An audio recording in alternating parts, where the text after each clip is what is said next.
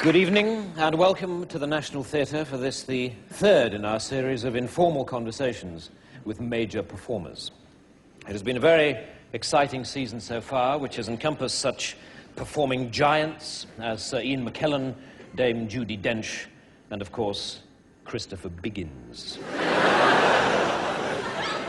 But tonight we are to welcome a man who, although no giant, has nevertheless made a huge impression in his chosen field. Ladies and gentlemen, Mr. Elton John.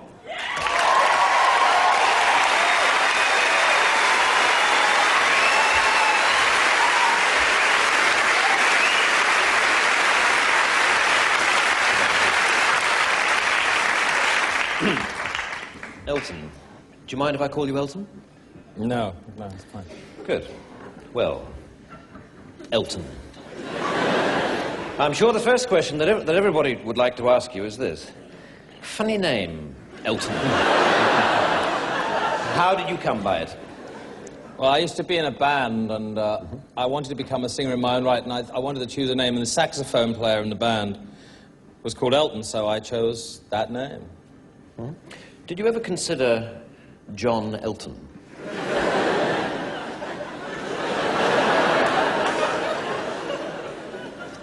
No. You didn't? Okay. Right, well, let's start with those early albums, then. One of which I believe was called simply Elton John. Yes, that's correct. And you didn't feel awkward with the name at all? No. You didn't feel that people might say, wait a minute, they mean John Elton. They've cocked up the record sleeve and printed the bloody name the wrong way around. No, I thought it sounded great, and, you know, I thought people would be more interested in the music rather than the name. Hmm.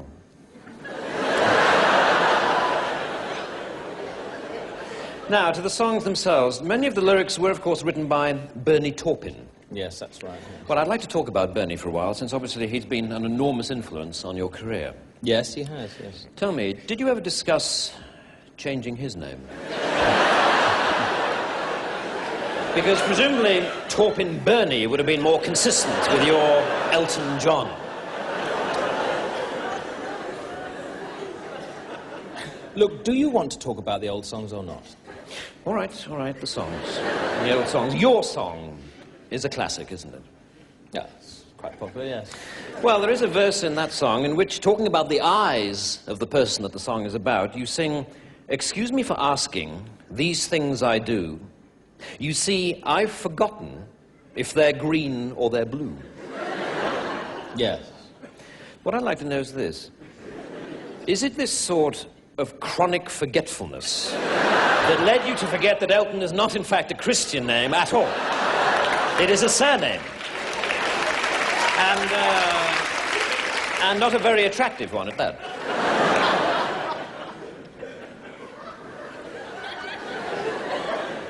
Let's talk about something else, shall we? Forget the name. All right, Mr. John. Let's talk about being a stage performer, should we?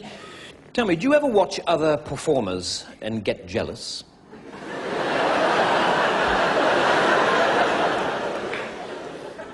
I'm not sure I follow you there. I mean, jealous of what?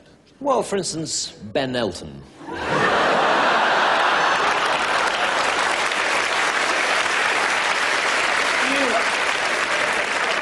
Well, I don't have to do this, you know. All right, look, I'm sorry. Go. All right. Fair enough, moving on then. Many consider your masterpiece, of course, to be the album Goodbye Yellow Brick Road. And there is one song that people are particularly moved by called Candle in the Wind. Yes, a lot of people seem to like that song. Now, this song is in fact dedicated to Norma Jean Baker, who, of course, changed her name to Monroe Marilyn. Marilyn Monroe. My point exactly. Marilyn is a Christian name, so it comes first. Can't you see that? Are you word blind or something? I mean, it's... I've had enough of this. Well, all right, no, wait, please. I'm sorry. See, please, I'm sorry, it was my mistake. I'm sorry. There's only one more question to go. It won't take long, really. It won't take a moment. Sorry, there's only... I am... Please, sit down. One final question. You've obviously achieved enormous success over the years, But in fact, you didn't have a solo British #1 until this year, with a song called Sacrifice. Now, my big question is this. Surely, you wouldn't have had to wait so long for a #1 if it hadn't been for your stupid, pointless, bloody name! Bang!